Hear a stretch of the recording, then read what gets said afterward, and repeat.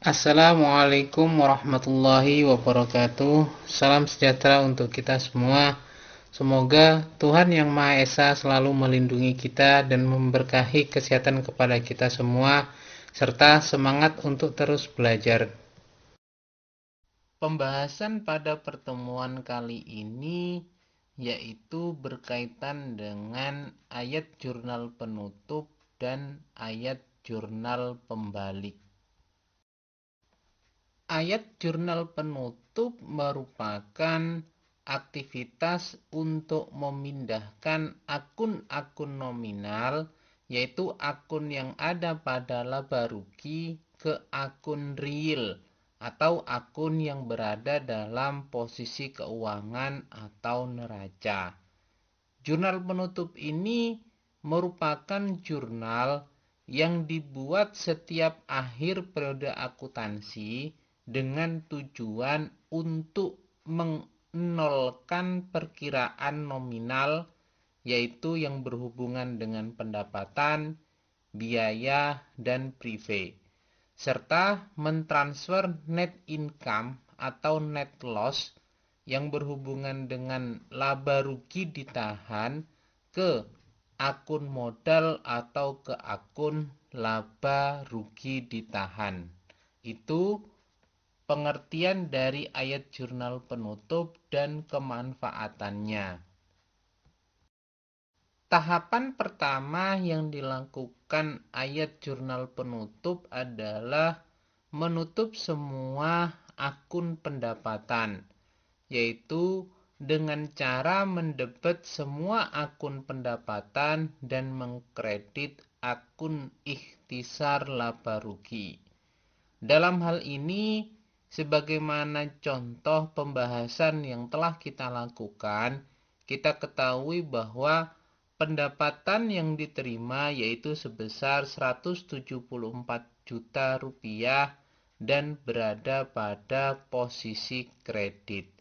Sehingga dalam laba rugi itu sudah diperhitungkan berkaitan dengan pendapatan tersebut. Maka jurnal penutup yang dibuat yaitu pendapatan sebesar 174 juta rupiah pada kolom debet dan ikhtisar laba rugi sebesar 174 juta rupiah pada kolom kredit. Fungsinya adalah ketika dimasukkan dalam buku besar, maka akun pendapatan ini pada periode tersebut nilainya menjadi 0. Tahapan berikutnya yaitu menutup semua akun beban dengan cara mendebet akun ikhtisar laba rugi dan mengkredit semua akun beban atau biaya.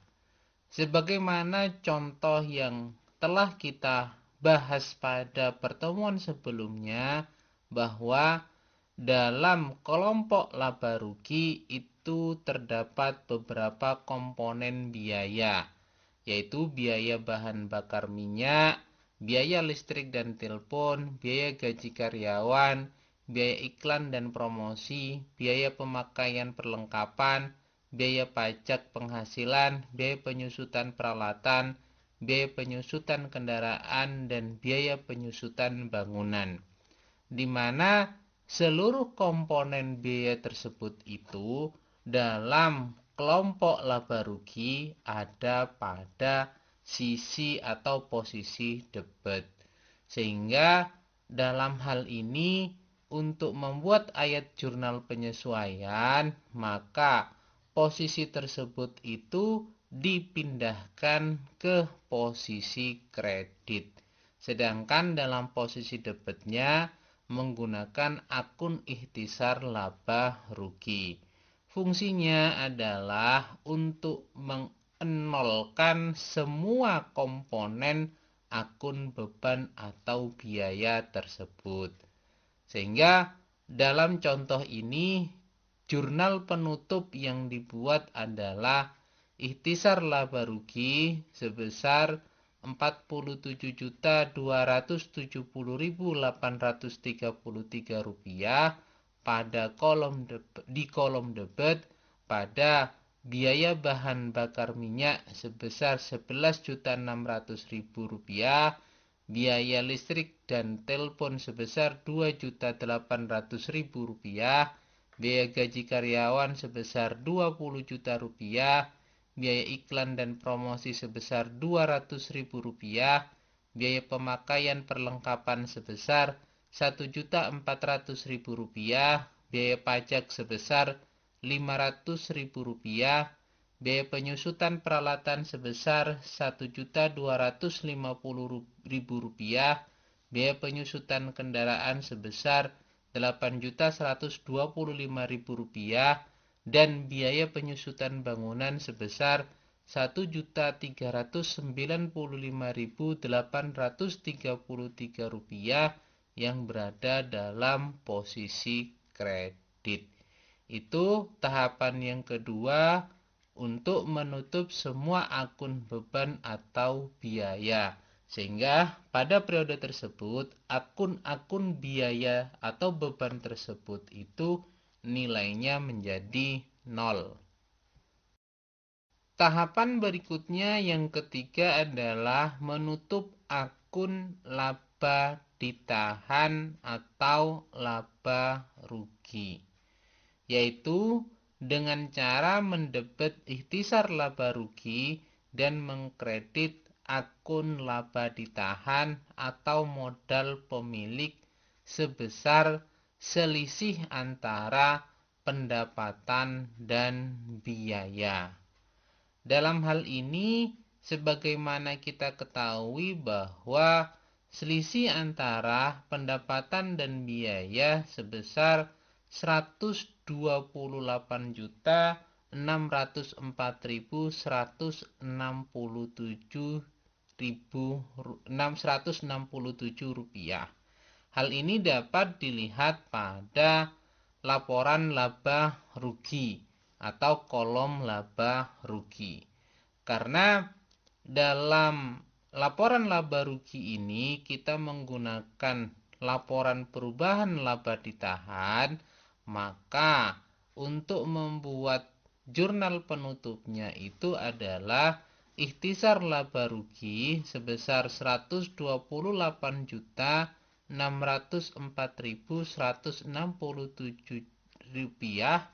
pada di kolom debit pada laba ditahan sebesar Rp128.604.167 di kolom kredit. Sedangkan kalau kita menggunakan istilah laporan perubahan modal, maka cara untuk membuat ayat jurnal penutupnya adalah ikhtisar laba rugi pada modal sebesar selisih antara pendapatan dan biaya. Fungsinya adalah untuk menolkan terkait dengan akun laba ditahan atau akun modal pemilik dalam periode tersebut. Sehingga yang diperhitungkan itu adalah selisih antara pendapatan dan biayanya. Tahapan yang terakhir yaitu menutup akun dividen atau prive dengan cara mendebit akun laba ditahan atau modal pemilik dan mengkredit akun dividen atau prive. Nah, berkaitan dengan hal ini maka jurnal penutup yang dapat dibuat yaitu laba rugi ditahan sebesar Rp23 juta pada dividen sebesar Rp23 juta. Sebagaimana kita ketahui bahwa dalam contoh soal yang sudah kita bahas ada pembagian dividen sebesar Rp23 juta. untuk menolkan nilai dividen tersebut pada periode tersebut, maka harus dilakukan ayat jurnal penutup, di mana dalam hal ini yang awalnya dividen itu berada di debit harus dipindahkan dalam posisi kredit, sehingga dalam buku besar nilai dividen tersebut itu menjadi 0. Begitu juga sebaliknya bila mana ada prive atau pengambilan untuk kepentingan pribadi pemilik, maka dibuatlah ayat jurnal penutup dengan jurnalnya adalah modal pada prive sebesar nilai yang diambil oleh pemilik perusahaan itu untuk mengurangi modalnya, sehingga nilai prive pada periode tersebut itu menjadi 0. Semua akun-akun tersebut itu dapat dilihat pada buku besar setelah dilakukan posting atas adanya ayat jurnal penutup tersebut. Maka seluruh komponen dari akun pendapatan dan akun biaya serta akun dividen dan prive, maka semua akun-akun tersebut itu dalam buku besar akan menjadi 0 pada periode tersebut. Nah, berhubungan dengan jurnal atau akun yang dipergunakan yaitu ikhtisar laba rugi, maka akun ikhtisar laba rugi itu pun akan menjadi 0. Kenapa? Karena semua komponen tersebut yang berhubungan dengan pendapatan, berhubungan dengan biaya, dan berhubungan dengan laba rugi bersih pada saat terjadinya transaksi pada periode tersebut, serta adanya dividen atau prive yang diambil, itu bila mana dimasukkan dalam akun buku besar ikhtisar laba rugi, semua komponen tersebut itu akan menjadi 0. Materi yang berikutnya yaitu berkaitan dengan ayat jurnal pembalik.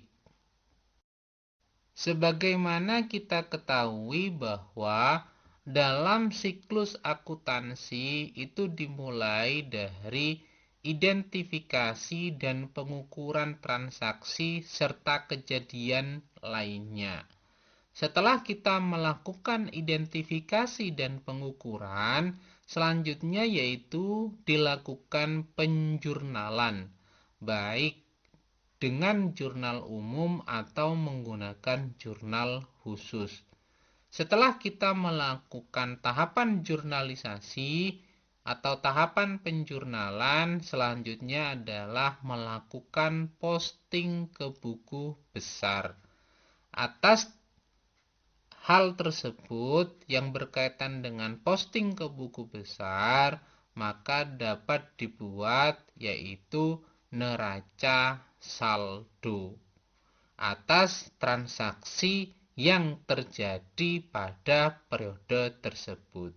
Setelah adanya neraca saldo, maka kita dapat membuat ayat jurnal penyesuaian, sehingga kita dapat membuat neraca saldo yang disesuaikan atau neraca saldo setelah penyesuaian. Mekanismenya dapat menggunakan neraca lajur sebagaimana yang telah kita bahas. Atas hal tersebut, maka kita dapat menyusun yang namanya laporan keuangan, baik laporan laba rugi, laporan posisi keuangan atau neraca, laporan perubahan laba ditahan, serta laporan arus kas. Nah, tahapan berikutnya yaitu dibuat jurnal penutup. Setelah dibuat yang namanya jurnal penutup, dibuatlah neraca saldo setelah penutupan. Hal yang terakhir yaitu dibuat ayat jurnal pembalik bila mana dibutuhkan, sehingga dapat melakukan identifikasi dan pengukuran transaksi untuk periode berikutnya. Apa itu ayat jurnal pembalik? Ayat jurnal pembalik pada hakikatnya adalah jurnal untuk membalik ayat jurnal penyesuaian. Artinya, jika di jurnal penyesuaian ayat jurnal menunjukkan posisi debit, maka untuk jurnal pembalik ayat jurnal tersebut itu harus berada di posisi kredit. Begitu juga sebaliknya. Kalau sebelumnya ada di kredit, maka dalam ayat jurnal pembalik harus ada di debit. Namun, jurnal penyesuaian itu tidak semuanya harus dilakukan jurnal pembalik. Tergantung sistem pencatatan akuntansi perusahaan dalam hal pengakuan harta atau beban dan utang atau pendapatan. Indikatornya, suatu ayat jurnal penyesuaian itu memerlukan jurnal pembalik adalah jika suatu ayat jurnal penyesuaian memunculkan adanya akun real yang baru yang sebelumnya itu belum muncul sama sekali di neraca saldo. Itu indikator di mana ayat jurnal penyesuaian membutuhkan jurnal pembalik. Yang perlu dilakukan dalam jurnal pembalik ini hanya beban akrual saja atau beban yang ditangguhkan pembayarannya sehingga memunculkan nilai utang, atau pendapatan akrual, yaitu pendapatan yang masih harus diterima sehingga memunculkan piutang. Maka dua hal tersebut itulah yang membutuhkan adanya ayat jurnal pembalik. Sebagaimana kita ketahui bahwa jurnal pembalik ini diakibatkan oleh adanya jurnal penyesuaian yang berhubungan dengan transaksi piutang dan transaksi utang. Piutang itu disebabkan oleh dua hal, yaitu adanya pendapatan yang masih akan diterima. Karena sifatnya pendapatan yang masih akan diterima, maka merupakan piutang bagi perusahaan sehingga dapat ditagihkan. Begitu juga dengan beban yang dibayar di muka. Artinya perusahaan telah mengeluarkan sejumlah biaya untuk membayar beban tertentu yang dilakukan pembayaran di awal atau di muka. Atas hal tersebut, maka perusahaan dapat mengkategorikannya sebagai tagihan piutang yang harus diselesaikan kepada pihak supplier tersebut. Nah, yang berkaitan dengan utang yaitu disebabkan oleh dua hal. Beban terutang yang masih harus dibayarkan. Ini ketika beban tersebut telah dipergunakan oleh perusahaan namun masih belum dilakukan pembayaran atas tagihan tersebut, maka menjadi utang bagi perusahaan. Sedangkan kondisi yang kedua yang berdampak terhadap utang bagi perusahaan adalah pendapatan diterima di muka. Sebagaimana kita ketahui bahwa pendapatan diterima di muka ini adalah pendapatan yang sifatnya diterima terlebih dahulu, artinya uang diterima terlebih dahulu oleh perusahaan, namun pendapatannya atau namun barang yang diperjanjikan itu belum diserah terimakan. Maka perusahaan memiliki kewajiban terhadap pihak customer tersebut untuk menyelesaikan transaksi pendapatan diterima di muka tersebut agar menjadi pendapatan. Tujuan dibuatnya jurnal pembalik ini adalah untuk menyederhanakan pembuatan jurnal pada periode berikutnya. Pembuatan jurnal pembalik ini akan bermanfaat jika perusahaan membuat jurnal yang banyak jumlahnya. Hal yang kedua adalah meminimalkan kekeliruan yang terjadi, yang mungkin terjadi, dan untuk menghindari pengakuan pendapatan dan beban berganda karena penyusunan ayat jurnal penyesuaian. Nah, atas dasar tujuan tersebut, maka ada beberapa syarat yang harus dipenuhi, yaitu yang pertama pada penjelasan sebelumnya, jika ayat jurnal penyesuaian tersebut itu berdampak terhadap adanya akun real yang baru. Dan yang kedua, baru bermanfaat jika jurnal yang dibuat oleh perusahaan itu jumlahnya banyak. Dan yang ketiga, agar tidak terjadi beban berganda karena penyusunan ayat jurnal penyesuaian. Namun, dalam hal yang ketiga ini sebenarnya dapat kita lihat pada buku besar, apakah dalam buku besar tersebut itu ketika kita sudah lakukan posting setelah penyesuaian nilainya 0 atau tidak. Kalau misalnya ada kelebihan, maka tentunya terjadi penyesuaian yang double pencatatan dalam hal tersebut. Nah, hal-hal yang memerlukan jurnal pembalik antara lain yaitu beban-beban yang masih harus dibayar. Yang kedua adalah pendapatan yang masih harus diterima.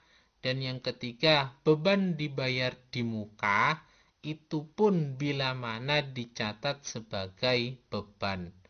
Dan yang keempat, pendapatan diterima di muka, bila mana dicatat sebagai pendapatan. Dan yang terakhir adalah perlengkapan, bila mana dicatat sebagai beban perlengkapan. Sehingga 5 kondisi tersebut itulah yang memerlukan adanya jurnal pembalik. Bila penjelasan tersebut kita breakdown dalam kondisi yang bagaimana jurnal penyesuaian memerlukan jurnal pembalik, maka yang pertama adalah dalam hal kondisi yang perlu dibuat jurnal penyesuaian yaitu beban yang masih harus dibayar atau beban terutang. Biasanya jurnal penyesuaian yang dibuat itu adalah beban tertentu pada utang tertentu. Misal dalam hal ini adalah beban listrik pada utang listrik atau beban telepon pada utang telepon. Sehingga memerlukan yang namanya jurnal pembalik. Hanya saja dalam hal ini harus memenuhi syarat yang disampaikan sebelumnya, yaitu memunculkan akun real yang baru yang tidak ada pada neraca perusahaan. Bila mana telah ada dalam neraca perusahaan berkaitan dengan beban listrik atau beban telepon atau utang listrik atau utang telepon tersebut, tentunya tidak perlu dibuat yang namanya jurnal pembalik. Yang kedua berkaitan dengan pendapatan yang masih harus dibayar di muka. Biasanya jurnal penyesuaian yang dibuat ini adalah piutang pada pendapatan. Dalam hal ini maka sebenarnya diperlukan adanya jurnal pembalik. Hanya saja sebagaimana penjelasan sebelumnya bahwa jurnal pembalik ini dibutuhkan ketika memunculkan akun real baru yang tidak ada pada neraca perusahaan, maka perlu dibuatkan yang namanya jurnal pembalik. Kalau akun piutang itu sudah ada pada neraca perusahaan, tentunya tidak memerlukan adanya jurnal pembalik. Dan yang ketiga yaitu beban dibayar di muka. Ada dua kondisi di mana untuk mencatat beban dibayar di muka, pada saat bayar dicatat sebagai beban dibayar di muka. Contoh misalnya iklan di sini. Maka pada saat melakukan pembayaran iklan itu dicatat sebagai iklan dibayar di muka. Nah, jurnal penyesuaiannya tentunya yaitu beban iklan pada iklan dibayar di muka. Kalau sudah melakukan penjurnalan sebagai beban iklan dan pada iklan dibayar di muka, maka tidak diperlukan yang namanya jurnal pembalik. Sedangkan kondisi di mana pada saat bayar dicatat sebagai beban iklan, maka jurnal penyesuaian yang dibutuhkan adalah iklan dibayar di muka pada beban iklan. Tentunya dalam hal ini membutuhkan jurnal pembalik. Agar tidak terlalu banyak mekanisme penjurnalan, terutama dalam hal jurnal pembalik, maka dalam pencatatan tersebut tentunya kita dapat memilih opsi yang pertama, yaitu dicatat sebagai beban dibayar di muka, sehingga jurnal penyesuaiannya yaitu beban tertentu pada beban dibayar di muka agar tidak membutuhkan adanya jurnal pembalik. Kondisi yang keempat yaitu berkaitan dengan pendapatan diterima di muka. Nah, berhubungan dengan pendapatan diterima di muka ini ada dua kondisi di mana yang pertama adalah pada saat diterima dicatat sebagai pendapatan. Maka ketika dalam penyesuaiannya yang dibutuhkan adalah mengeluarkan pendapatan tersebut terlebih dahulu, yaitu pendapatan pada pendapatan diterima di muka. Sehingga hal ini memerlukan yang namanya jurnal pembalik. Sedangkan bila kondisinya dicatat pada saat diterima itu sebagai utang, yaitu sebagai pendapatan diterima di muka, maka Jurnal penyesuaian yang dibutuhkan adalah pendapatan diterima di muka pada pendapatan. Hal ini tentunya tidak membutuhkan jurnal pembalik. Oleh karena itu, dalam dua kondisi tersebut, kita dapat memilih pencatatan untuk dicatat sebagai utang agar jurnal penyesuaian yang dibuat, yaitu pendapatan diterima di muka pada pendapatan, tidak dibutuhkannya keberadaan dari jurnal pembalik tersebut. Kondisi yang terakhir, yang kelima, yaitu berkaitan dengan perlengkapan. Hubungannya dengan kondisi ini ada dua hal, yaitu pada saat pembelian dicatat sebagai perlengkapan. Maka jurnal penyesuaian yang dibutuhkan adalah beban perlengkapan pada perlengkapan. Hal ini tentunya tidak membutuhkan adanya jurnal pembalik. Sedangkan kalau kondisinya pada saat pembelian dicatat sebagai beban perlengkapan, maka jurnal penyesuaian yang dibuat itu adalah perlengkapan pada beban perlengkapan. Hal ini tentunya membutuhkan adanya jurnal pembalik. Melihat dua kondisi tersebut yang berkaitan dengan perlengkapan, tentunya kita dapat memilih mana opsi yang terbaik. Kalau semisal tidak ingin adanya jurnal pembalik, maka setiap transaksi yang berhubungan dengan perlengkapan kita catat langsung sebagai perlengkapan. Itu 5 kondisi yang dapat kita pahami bahwa sebenarnya jurnal pembalik ini tidak terlalu dibutuhkan bila mana kita telah membuat jurnal transaksi, baik itu menggunakan jurnal umum ataupun jurnal khusus, memenuhi standar yang telah ditentukan. Sehingga kita dapat memilih dan mempelajari dengan baik agar tidak membutuhkan adanya jurnal pembalik, yaitu yang berkaitan dengan beban yang masih harus dibayar.